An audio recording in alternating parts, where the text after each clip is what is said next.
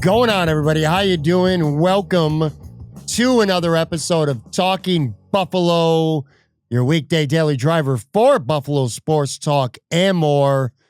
My name is Patrick Moran. Thank you so much for watching, for listening, however you are consuming this podcast. I truly do appreciate you guys.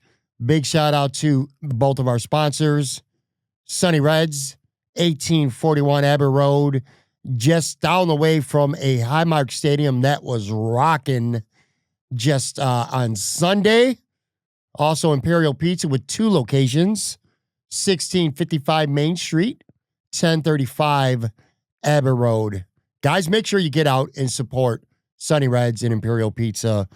They support this show tremendously, and they're also two of the very best places to go anywhere, not just in Buffalo, but of all of Western New York, to go eat, drink, hang out, have a good time, great vibes. Imperial Pizza, Sunny Reds. This is our Tuesday podcast, which is always following a Sunday Bills game.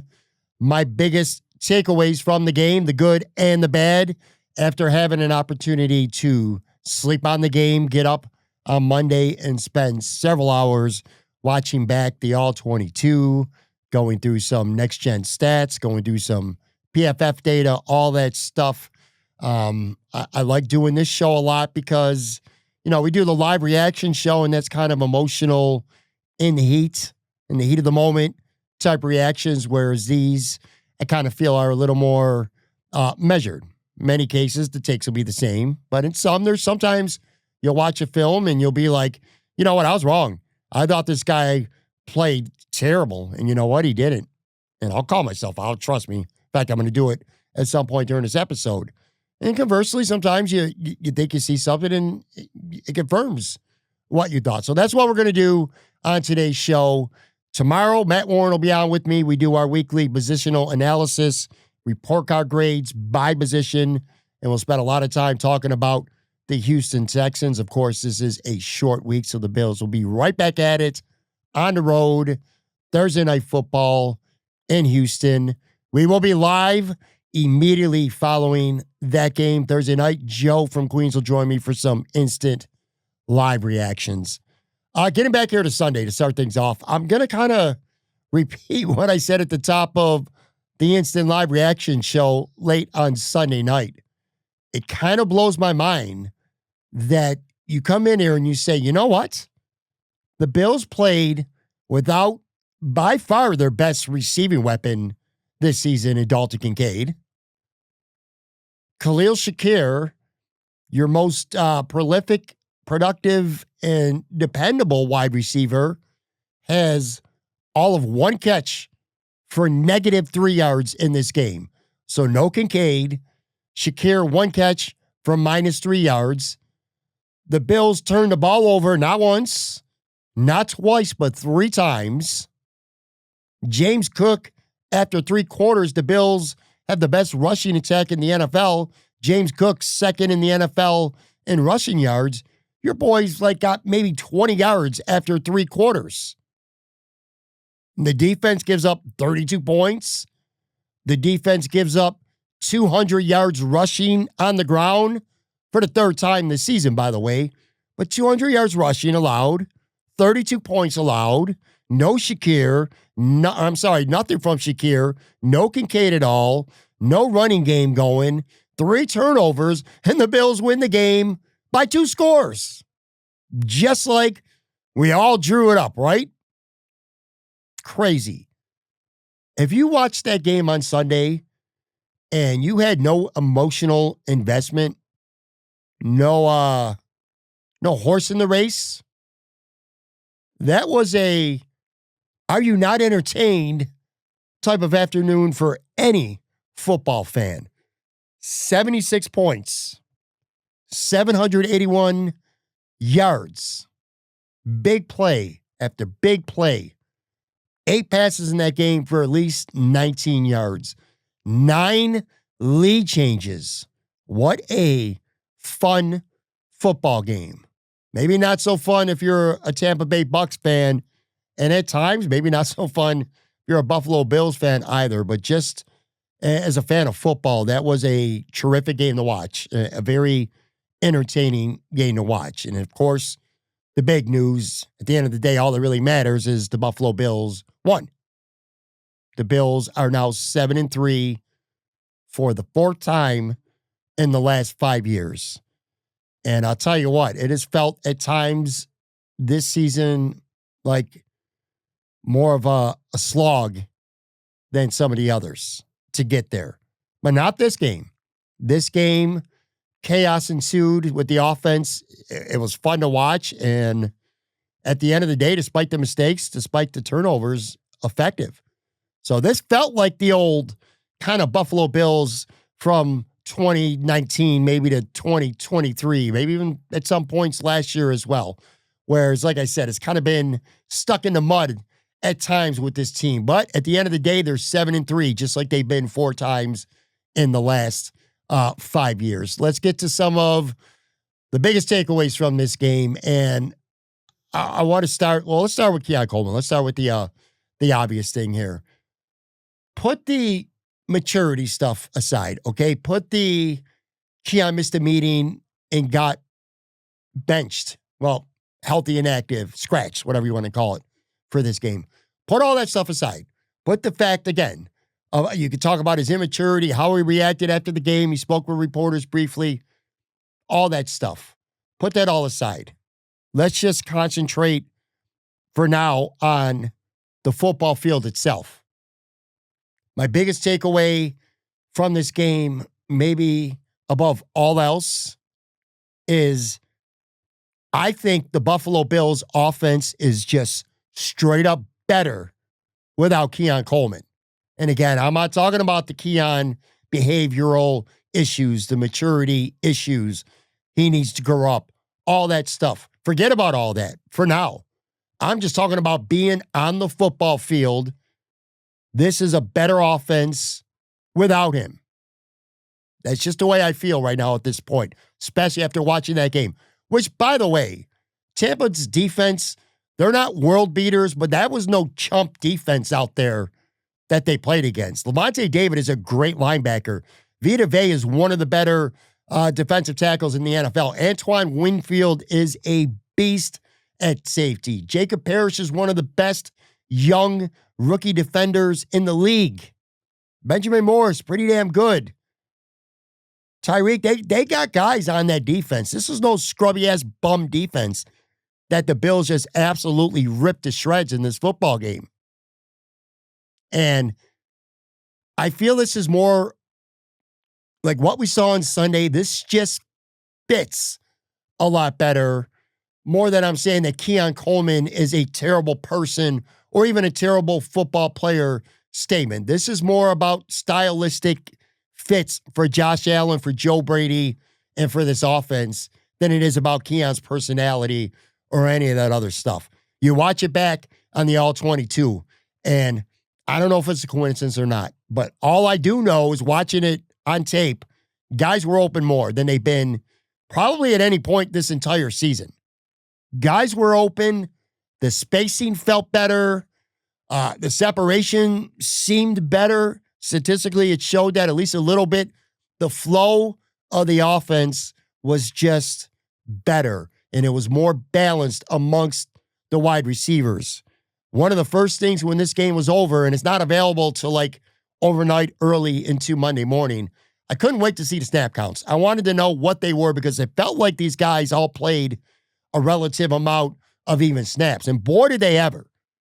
Boy, did they ever. Tyrell Shavers and Khalil Shakir both played 54% of the snaps. Curtis Samuel and Josh Palmer both played exactly 50% of the snaps. And Gabe Davis, fourth receiver in this game, fifth receiver actually in this game. I'm sorry, fourth, fifth, whatever you want to call him. Anyway, he played 41% of the snaps. Hardman had 4 snaps. He got hurt early, so it doesn't really factor in. But 54, 54, 50, 50, 41% of the snaps. That's the way they distributed the snaps among their top 5 wide receivers. I love that. Meanwhile, all season long, Keon Coleman has played 71% of the snaps for the Bills. And a lot of them have just felt like surrender plays. And again, put aside how you feel about Keon Coleman missing meetings and being immature, whatever you want to say about him on a personal level. I am talking purely football here. This dude's played 71% of the snaps, and he's just not producing anything. 3 catches for an average of like 26 yards per game over the last 8 weeks. His last 8 games. He had the monster first game, 8 catches for $114 and a touchdown against Baltimore. We all remember that. That's what he'll do a couple times per season. We said it last year. There were a couple games as a rookie. Tennessee, Seattle, where he looked really good. And then there's just utter disappearing acts. And it feels like when Keon Coleman's on the field and is a disappearing act, well, there goes your pass offense for the most part because he's just playing so many of the snaps. He's commanding targets. I think he has the second most targets on the team coming into this game anyway, behind only Khalil Shakir among receivers. So, and a lot of them just felt like, contested 50-50 balls, surrender plays. Didn't feel like that at all in this game. I felt like Gabe Davis's impact was undeniable in this game. That's just my opinion, but undeniable impact. Joe Biscaglia pointed out in his athletic column on Monday, which, by the way, an excellent read. He played 22 snaps, and on those 22 snaps, the Buffalo Bills averaged 9.9 yards per play. That's sensational. And Gabe caught 3 passes for 40 yards, including a nice 22-yarder where he worked the middle of the field. Now, he did drop a pass in the end zone. You got to ding him for that. He did have a very clutch, one of Josh Allen's best throws of the day early in the game, too. They went for it on 4th down, a quick slant to Gabe Davis, and it worked. Which, beyond the conversion itself, it just shows you that Josh just trusts this dude. I mean, this guy's not played a football game, a real game in a long time. And Josh goes to him on a 4th down where you got to have it. So, a really good game, man. You felt the burst that he had out there. You could see it on tape, the speed. And honestly, and I'm being honest with you, man, feel free to disagree. And I know there's some Keon Coleman defenders who will think I'm being personal with this statement, and they will vehemently disagree with me. But every route that I saw Gabe Davis run, it looked like he was running 100% of his speed and 100% effort on every single route. And there are times this year where you just don't see that from Keon Coleman. It looks like he's having a stroll in the park. Not a lot, but you see it, at least some. I didn't see one single rep from Gabe Davis where it didn't look like he was running as hard as he possibly could, even if he knew that he wanted to get the football. So that was great to see. Tyrell Shavers, big day, including that improvised 43-yard touchdown. Part of his 4 catches, 90-yard afternoon, 6.6 yards per separation scored on routes. Not just by a mile the best on the Bills, but the best per ESPN Next Gen stats of any wide receiver in the entire NFL. I was almost laughing as I was saying that, thinking about Tyrell Shavers had the most separation of any receiver in the entire league. Well, he did. So it's just wild. He also has key blocks in this game. He plays special teams.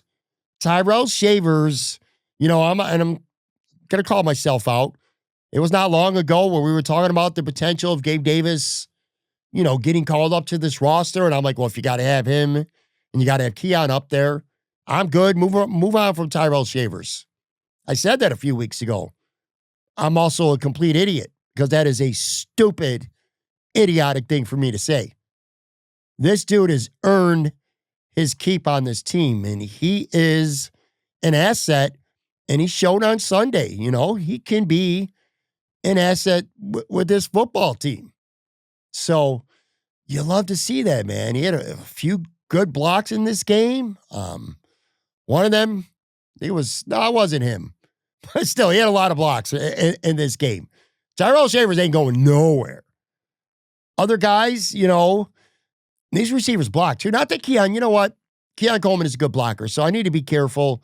One thing about Keon Coleman's game that is strong is he's a good run blocking receiver. But I'll tell you what, these guys did a really good job too. On that Ty Johnson touchdown, Khalil Shakir, Curtis Samuel, and then the tight end Dawson Knox. They all had blocks that sprung tie on that touchdown. Josh Palmer returned. Only had 2 catches for 17 yards, but there's things you saw on tape. He looked good. He looked really good.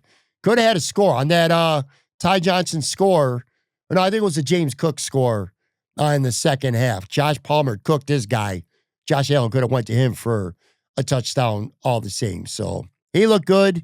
Curtis Samuel also, he had a couple significant plays. That third down, critical, actually. 14-yarder on 3rd and 11 where he bobbled in. I was like, oh, Jesus, he's going to drop this ball. But then he kept his composure, kept his poise, got his feet in bounds. That was a very big catch late in the game to preserve what ultimately became the Bills' game-clinching drive. Now, of course, I'm recording this Monday night. As you would expect, Curtis Samuel did not practice on Monday. I think I saw a neck, something like that. So we'll see how the week progresses. With the short week with him, though, wouldn't be surprised if he's out. But anyway, for now, as things stand with this group, I think the Bills' chain of command feels established, or at least like it should be right now. Not no 1 or number 2 or number 3. Put them any way order you want. But Khalil, Shakir, Josh Palmer, Tyrell Shavers. That's your top 3 receivers. Those are your best 3 receivers right now on this team. Gabe Davis, he goes back to being that number 4 role that he had early in his Buffalo career that he was really, really good at, very effective. He's your 4th. And Curtis Samuel adds some versatility. He could play in the slot. He could play outside. Had a couple nice little blocks in this game. He could return kicks. He should be your 5th. He is your 5th. That versatility, that matters. So there's your 5th. And, of course, the Bills receivers are, again, forget about the 1, the 2, and the 3 and all that stuff. This collection, this skill set looked like the best receivers that the Bills can roll out in this game. So where does that leave Keon Coleman? I think on the outside looking in. And quite frankly, that's the way it should stay. As long as injuries don't dictate him getting back on the field. And I said injuries plural because I just mentioned Curtis Samuel. If he can't go on Thursday, my call is going to Elijah Moore. He fits more of the skill set of Elijah or Curtis Samuel than Keon Coleman. So that's how I would argue that he's the next guy up and not Keon Coleman. And I get the investment in Keon. I really do. You really want to make it work. Nobody, no general manager, no offensive coordinator, no head coach wants to invest in a second-round pick who is a second-round bust this early in his career. But I just don't think that he's a stylistic fit on this football team. And if you remember last year, and maybe it's a coincidence, but if you could go back and you remember last year, this offense really took off. And Josh Allen really started that heater when Keon Coleman, unfortunate, got hurt at the end of the Miami game. You can't ignore that. If you remember, last year, Keon Coleman came back and he was not a real part of this offense. And he wasn't mad about it. If you saw the interviews, he was like, I understand. I came back. The offense was clicking, so I had to take a back seat. Well, I kind of feel like on Sunday, at least anyway, it's what we saw again. And I know it's a tricky situation. And, maybe circumstance dictates that you end up needing Keon Coleman at some point. But right now, I think this unit specifically and the offense overall is less than what it can be when he's on the field, and especially when he's on the field for 71% of the snaps. So I'm not making any changes here if I'm the Bills. And will Brandon Beane, was this just a one-time discipline issue? Or are Brandon Beane and Sean McDermott and Joe Brady and the staff, do they have the guts, I guess, to be willing to eat that L instead of forcing something that I just don't think is there. All right, let's take a quick break. I want to talk about Joe Brady, touch on Josh Allen, and then get to some really good and a couple bad things that we saw on defense, hit up on special teams a little bit as well.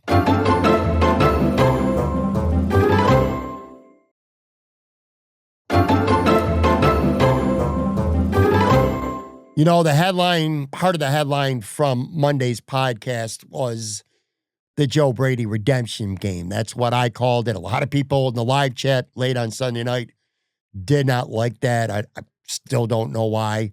Went back, watched the film, like I said, on Monday morning, and confirmed for me. I thought this was an incredibly impressive job by Joe Brady.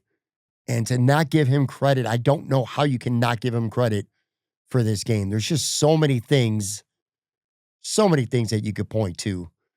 Ty Johnson, that screen call for the touchdown. James Cook, the streak out of the backfield. Just beautiful, man.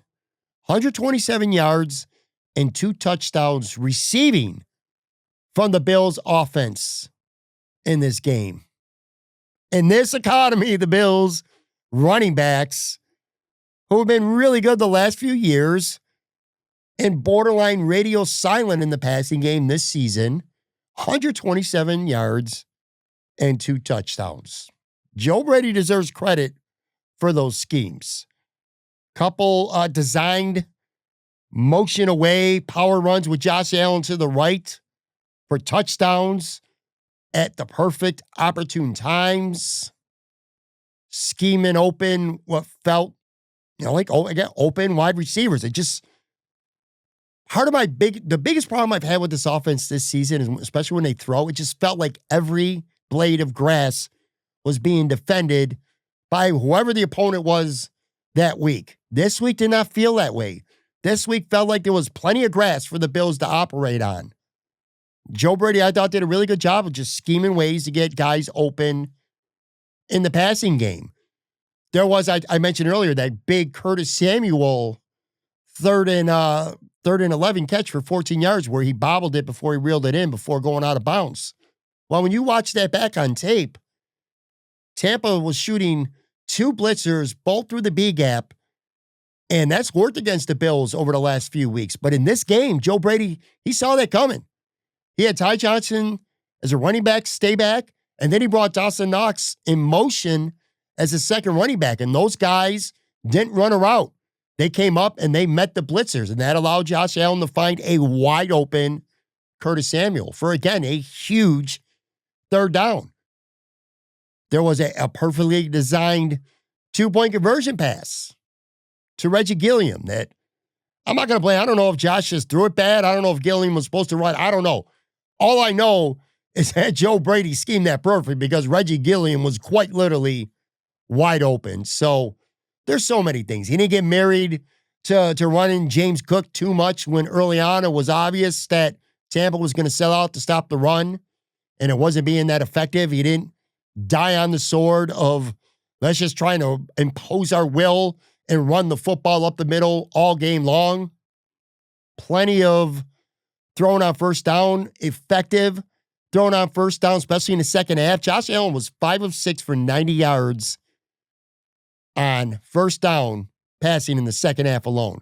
And 4 of those completions went for at least 18 yards. So other than that awful third and long screen pass for Shakir that lost 3 yards where the Bills got completely bailed out because Jacob Parrish grabbed Khalil's face mask, which who knows what happens if that doesn't go down that way. But that play aside, I thought it was a great day at the office for Joe Brady. And it blows my mind. On our live chat on Sunday night, on this show live, on social media, especially Twitter on Monday, when I was tweeting about Joe Brady, there's just some people who will not give him any credit. Josh Allen did everything. Josh Allen this, Josh Allen that. Like, let's give Joe Brady some props here, okay? Joe Brady played a hand in the Bills' offensive success. And if you're not going to give him credit, then you're just being a hater. Have some objectivity to you. And trust me, I ain't been nice to Joe Brady a lot this year. But he earned his flowers in this game. In terms of Josh Allen, look, man, I want to get to other things. I don't want this podcast to go all night long, but I'm going to keep it short and sweet. He was absolutely terrible at a few points of this game. He made a few really bad mistakes. But that's the price of poker. When you unleash the chaos, that's going to happen. When you allow your quarterback to be the gunslinger, which we all want to see, you're going to have to live by, you're just going to have to live with it. Because at the end of the day, who gives a shit? He more than made up for any wrongdoings in this game. More than made up for it. I hit on it on the show. I'll tell you again. In real time, as the game's going on, I start to put some notes together, put some numbers together, kind of organize the talking points that we're going to have for a live reaction show afterwards. And at one point, I think it was early, maybe second quarter, I remember a bullet point being the regression of Josh Allen in 2025 is real. But it's not. It was real for a minute or two in that game. But he did when allowed to, and he was just feeling it too, by the way, which I also think that's a Gabe Davis thing, man. Full energy Josh was there. I don't know how much Gabe Davis has to do with it, specifically just one guy, but it just looked like he was having a fucking ball playing the sport of football on Sunday. It's been a minute. And this team's 7-3. It's not like they've been ass all year, It's been a minute since it looked like Josh was having as much fun as he did. And it showed. It showed. And again, for the couple mistakes, the couple turnovers, one of them really, really bad, at the end of the day, 357 total yards, 6 touchdowns, 6. I mean, what are we doing here if we're going to bitch about that?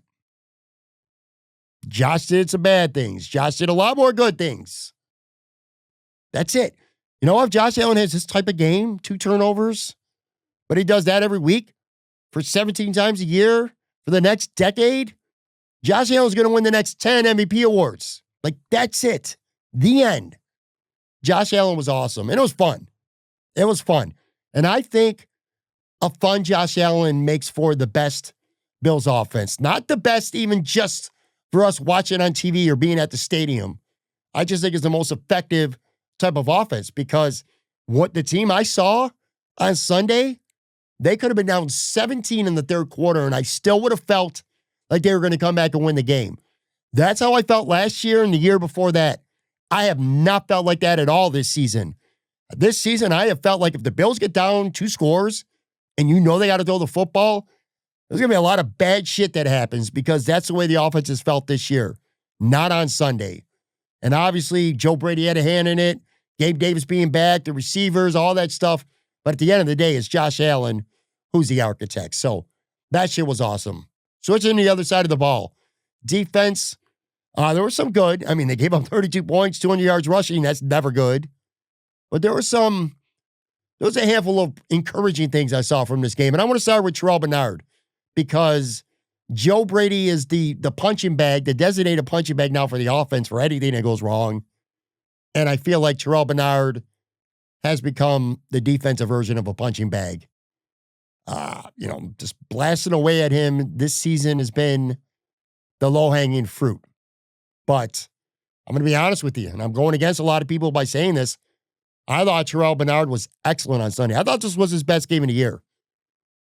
And yeah, his lack of foot speed a couple times, one specifically trying to chase Baker Mayfield down unsuccessfully towards the right sideline.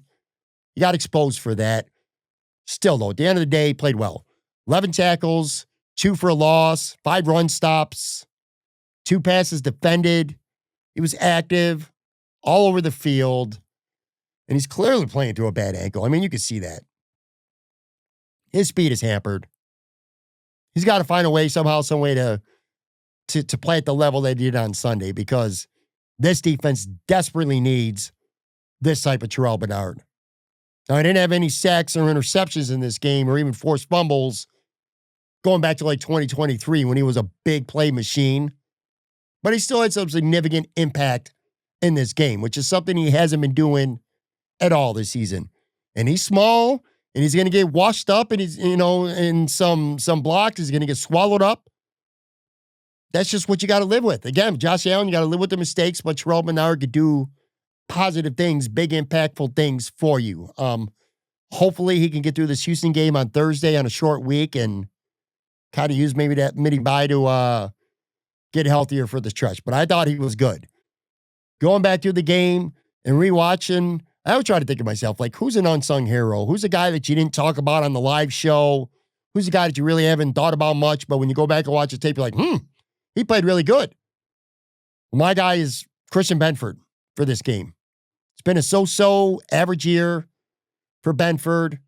Maybe a little bit lower than expectations were. Certainly he gets that nice extension this offseason. But I'll tell you what, he missed last week against Miami, which that was a bigger deal than people think. Came back from the groin injury this game in a big way. He shadowed Emeka Egbuka all game long. Like wherever he went, Benford went. And I love that, man. It's your top corner. Give me my top corner against your best receiver. 5 catches for 40 yards is all he managed. Good game, man. He also had a nice hit immediately after a catch. I can't remember who it was.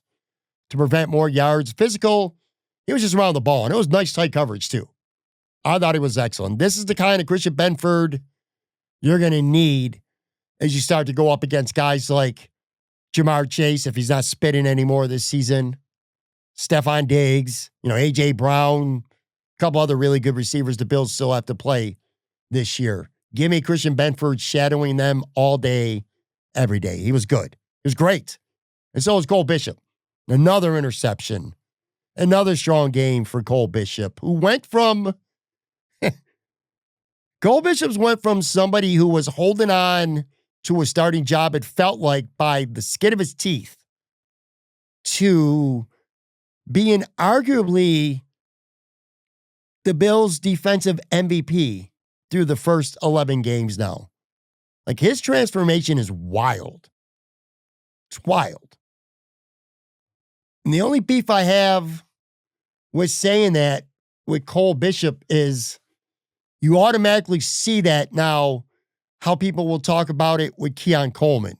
Like, the book on Cole Bishop is, boy, I'm sure glad we didn't listen to you guys. I'm glad we didn't give up on him early. I'm glad they didn't bench him. I'm glad they didn't get rid of Cole Bishop. Look at him now. That's true. That is true. Cole Bishop looked like a benchable player. Did not look starter worthy early in the season. And now look at him. Now he might be the best player on your defense. He certainly has been the last handful of weeks. But that doesn't automatically translate to Keon Coleman. It just doesn't work that way. They're not the same player. But anyway, Bishop was great. And then another guy where I said, I looked at tape, or I watched it live, I'm like, man, this guy just don't have it anymore. And then I go back and I really study the All-22. And I'll tell you what, Jordan Poyer, man. Jordan Poyer's lack of speed at this stage of his career, it definitely shows up a few times throughout a game.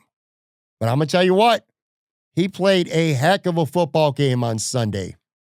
He brought smart, physical brand of football, man. He had a couple licks out there. 15 tackles on this game.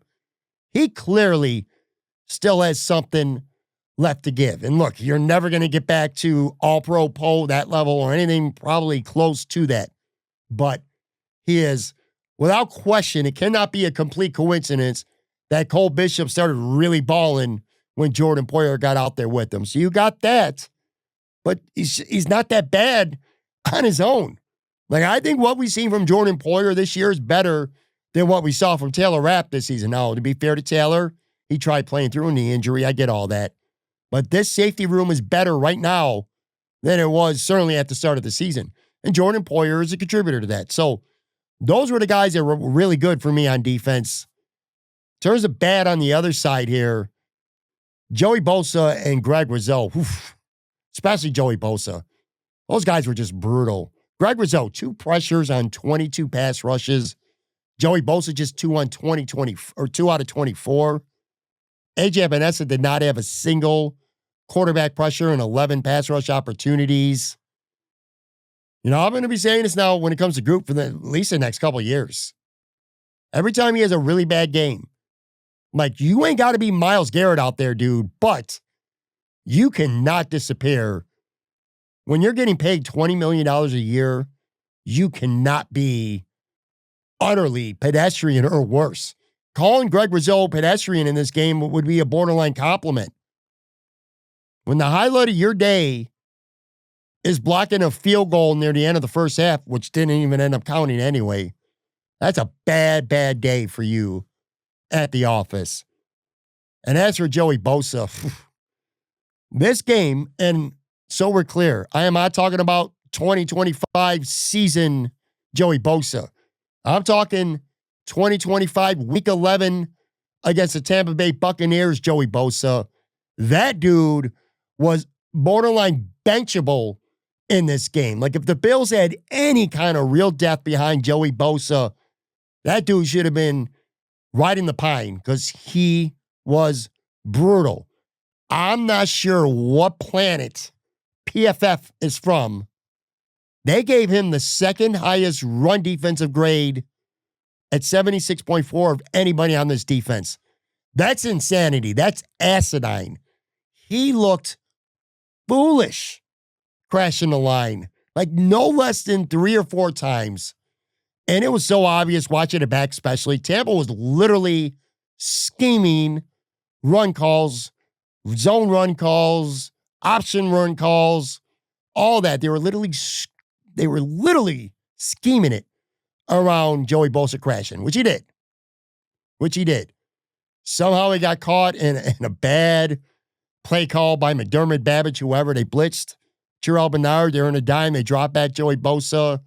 Baker Mayfield avoided. Bernard gets out. Joey Bosa open field. Just silly, man.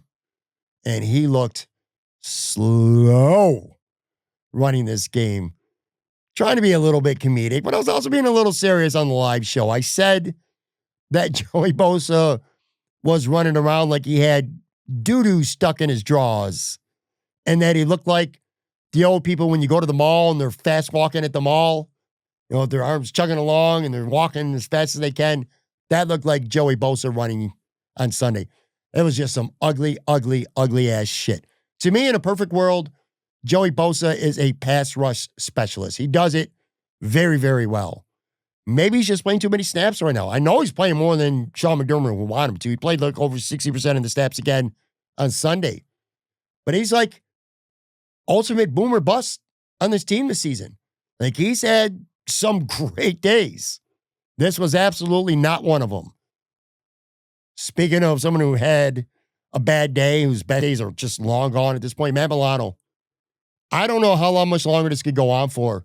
He is a shell of himself at this point. Hate to see it, too, because he's such a gamer. And he was just such an incredible player for this team. But you don't have to be an expert to see it. He doesn't play as fast as he used to. He doesn't look as fast as he used to. He can't cover to save his life anymore.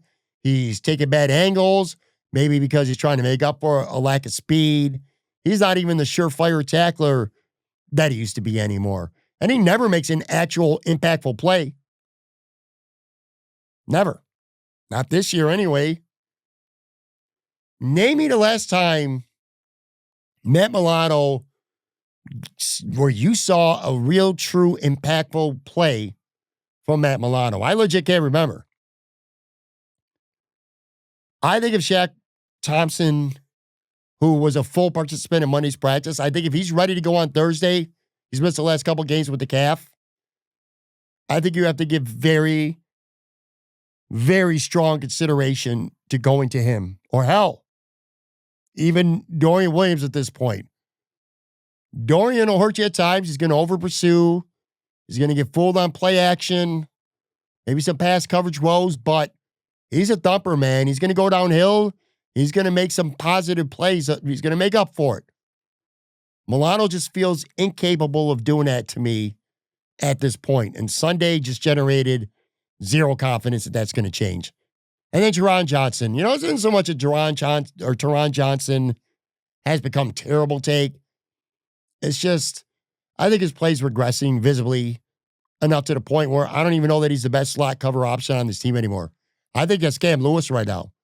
And Cam had another big third down pass breakup in this game, just like he did last week and plenty over the last handful of weeks. Kind of like Milano, though not to the degree of, he's not the same player we're used to seeing. Maybe injuries and, the reckless abandon he's played with through the last handful of years is finally catching up to him. I don't know.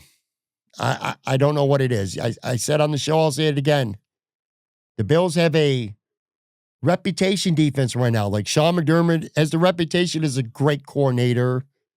Matt Milano, Teron Johnson. These guys have reputation as great players on the defense, but they're not great players anymore. They're just not.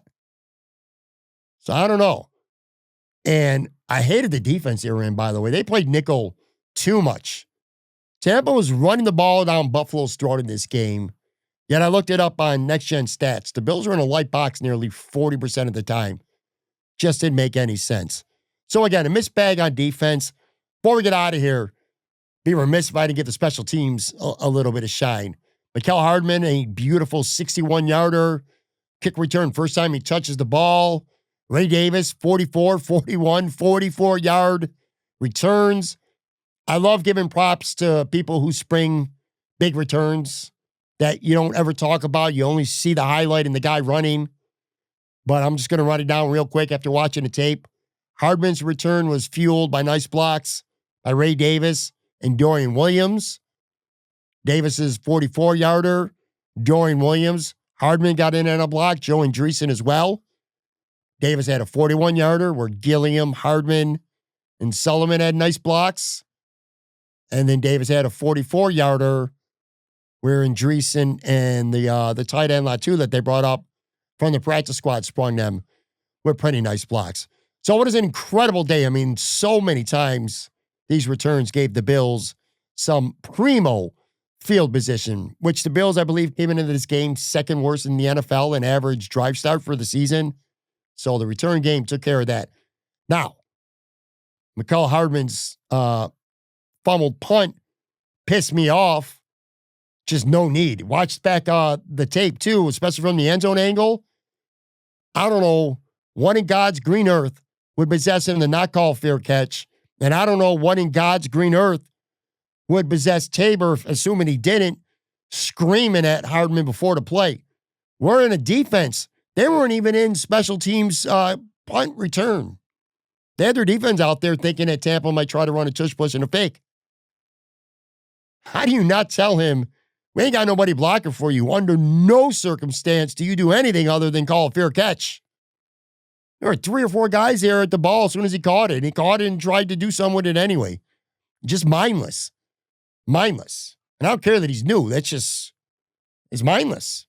And I blame him and I blame the special teams coach for not, making sure that don't happen. But anyway, that's what I saw on tape. Those are my biggest takeaways. Again, Houston, short week. The Texans aren't bummy by any means, but look, there's no excuse to not beat them, especially if CJ Stroud is iffy to play, which as of this recording, it doesn't sound like he's likely to play. But whether he is or whether he isn't, they've already blown games against Atlanta, Miami, on the road that really hurt them, especially that Miami game. You can't not have this game.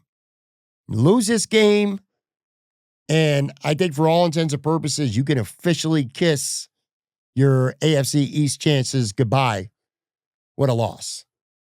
Now, personally, I think the Bills need to win out the division, or just they need to win out, period, to win the division. And I think that's possible, just so we're clear.